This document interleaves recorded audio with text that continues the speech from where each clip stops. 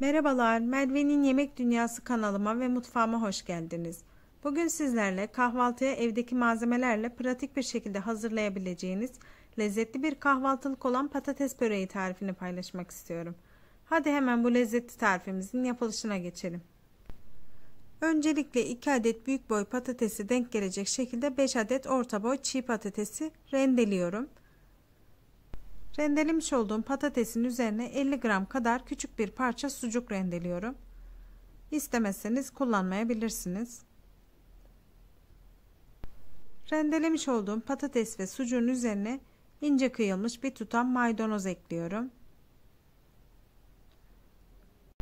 Üzerine 1 yemek kaşığı mısır unu ilave ediyorum. 1 çay kaşığı karabiber, yaklaşık 1 tatlı kaşığı kadar tuz ilave ediyorum. Ve 2 adet yumurtayı çırpıp onu da üzerine ekliyorum.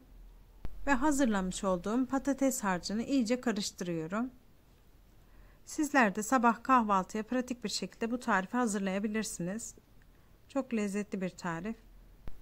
Tavamın içerisine 2 yemek kaşığı kadar sıvı yağ ekliyorum. Ve bir fırça yardımıyla her yerine güzelce sürüyorum. Ve hazırlamış olduğum patates harcının yarısını tavamın içerisine koyuyorum. Bir kaşık yardımıyla düzeltiyorum.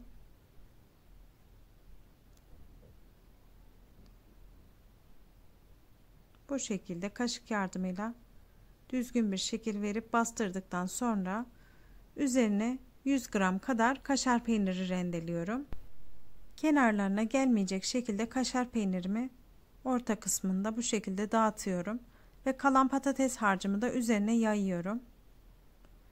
Aynı şekilde kaşıkla bastırarak şekil veriyorum.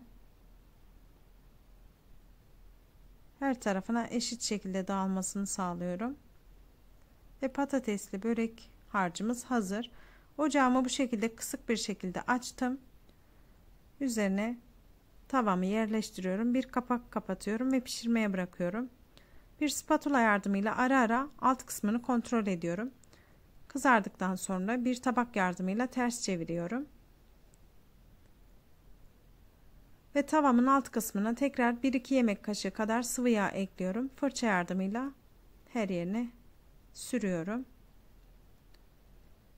Ve patates böreğimi tekrar içerisine alıyorum. Diğer tarafını kızarması için ocağa alıyorum. Ve bu şekilde yaklaşık 20-25 dakikada kısık ateşte güzel bir şekilde patates böreğimiz pişti. Servis ediyorum ve sizlere de dilimleyerek göstermek istiyorum.